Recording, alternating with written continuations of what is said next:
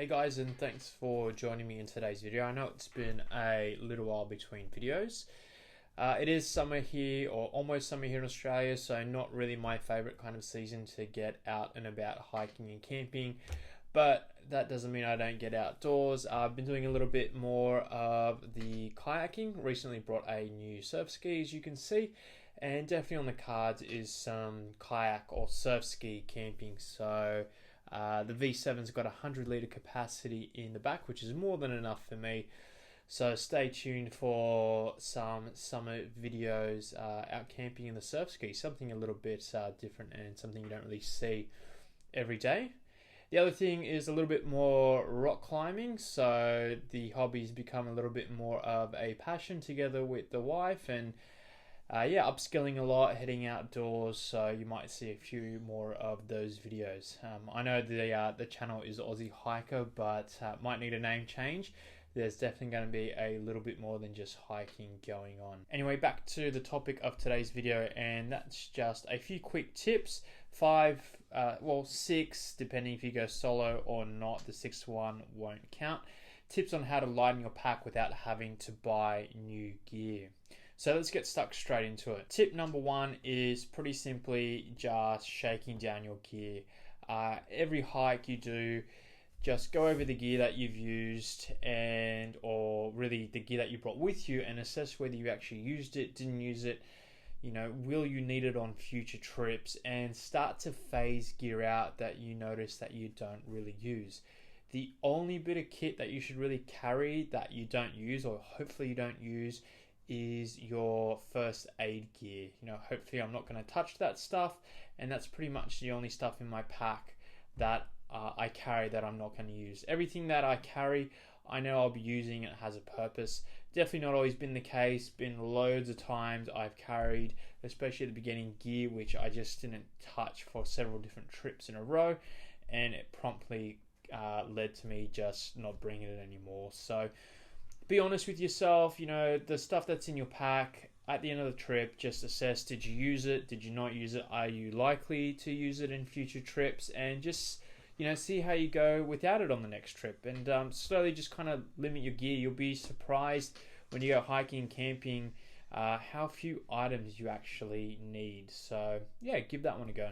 Tip number 2, and this is a little bit of a controversial one because it goes into the realm of safety a little bit, and that's water consumption. Now, water's going to be one of the heavier things that you carry, and by all means, err on the side of caution and take more than what you think you're going to need. But in saying that, I used to be one of those people that used to carry 4 to 5 liters at the start of the day. Without question, I used to think, water, I absolutely need it. I need to carry my 4 to 5 minimum at the start of the day. I need to have that with me before I leave camp, or as early as possible, and just have that water with me. Over the kind of years, and as I've kind of done more hiking and camping, I've become a lot better at planning the route and reading the map and seeing and knowing where there's likely to be water and water stops. So now I'm only carrying most cases 1 to 2 liters from point to point, and refilling as I go. It makes for good rest stops, along rivers, etc., just to have a quick breather, resupply with water, and also camel up. So what that means is just basically drinking a liter of water or so right there and then. So get plenty of water in you, fill up with an extra liter or 2, or again, use the map and you might only need a liter. You might have a long stretch without coming across any rivers or lakes or anything like that, so you might need your 3, 4, 5, whatever liters, or you might be going, not stopping by, any more water resups for the rest of the day, or even 2 days. So take what you need, but basically the idea is to really assess how much you need and not take the minimum. Take more than what you need, but not just have this kind of blanket rule of I need 4 to 5 liters or whatever it is each and every time. Kind of map out your leg from point to point, from creek to lake, whatever, and really take the amount of water that's best suitable for that leg, and save on carrying that extra 1, 2 or 3 kilos. It really does make a fair bit of difference. So number 3 is multi-purpose gear, and just a quick example that I'm going to use here is this pot. Now, I used to be a person that, I started off with a pot, with a pan, with a cup, all these different kinds of cooking bits and bobs, and really the only thing I carry, cooking wise, is this. I don't carry a cup or anything like that.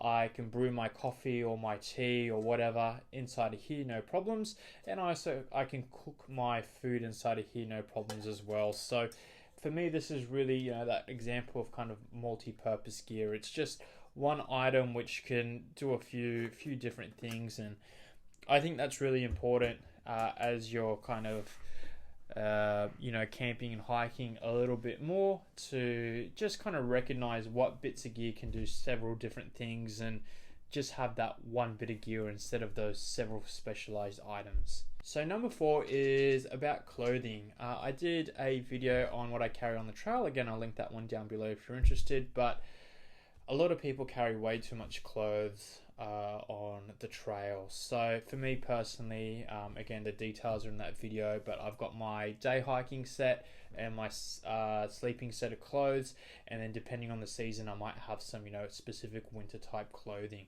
I don't carry a new shirt or new socks or new underwear or new pants for every single day I'm out on the trail. It's super bare minimum, super basic, and really I think that's all you need. I do have a spare clean set of clothes, which I leave in the car for the trip home, especially because we usually stop by a coffee shop or grab something to eat, and we don't want to be stinking up the whole place. So I do have a spare clean set of clothes, but I leave that in the car. There's no need to put it in my pack for on the trail. On the trail, it's just my hiking day clothes. Doesn't matter if they get wet from the rain or dirty or muddy or whatever. I'll wear them the next day, but I do have one set of clean clothes which I sleep in. So really for me, just the bare basics, and again, just keeps it simple and my whole setup a little bit lighter. So number 5 is for the gram counters, but I guess it all adds up, and that's repackaging your reusables into smaller packages specifically for that trip. So an example might be sunscreen. I don't need to take a whole bunch of sunscreen, a big tube of sunscreen on a trip, especially an overnighter or something like that.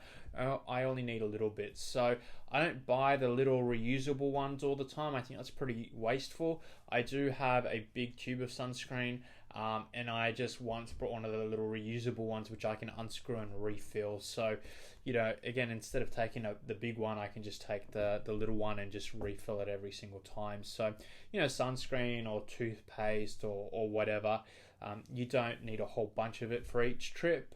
You only probably need a little bit. So just taking what you need and finding the appropriate packaging. And again, it's grams, but if you're that way inclined, it'll save you a little bit.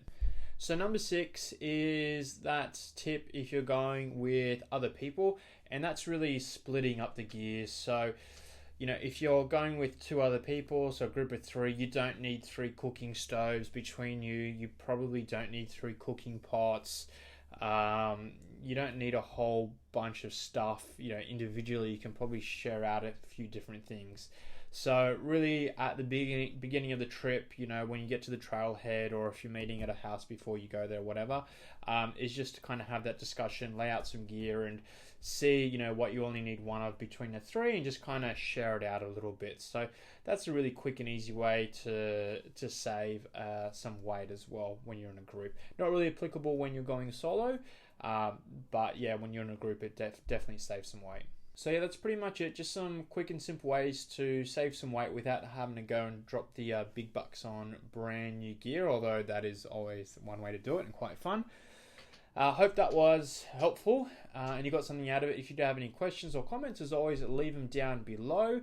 And like I mentioned at the start, hopefully a few more videos coming, doing other stuff. So out on the kayak or out climbing. I don't know if you guys are interested in that kind of stuff. Let me know. Otherwise, I might just keep this a pure hiking channel. But again, being summer, it's not really my cup of tea to go out, hiking on trails or camping in this kind of weather where it's, 30 degrees, 40 degrees plus here. yeah, not my thing. But the other stuff I love doing in summers, so if you're keen to see that, let me know, and I'll create some videos that way.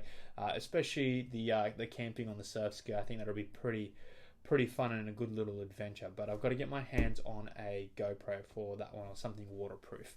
Don't really want to take the Pocket Osmo or the RX out on the surf ski. Not going to work out very well. Anyway, I digress. As always, thank you for watching. Appreciate it. Comments, questions, leave them down below. And until next time, happy trails.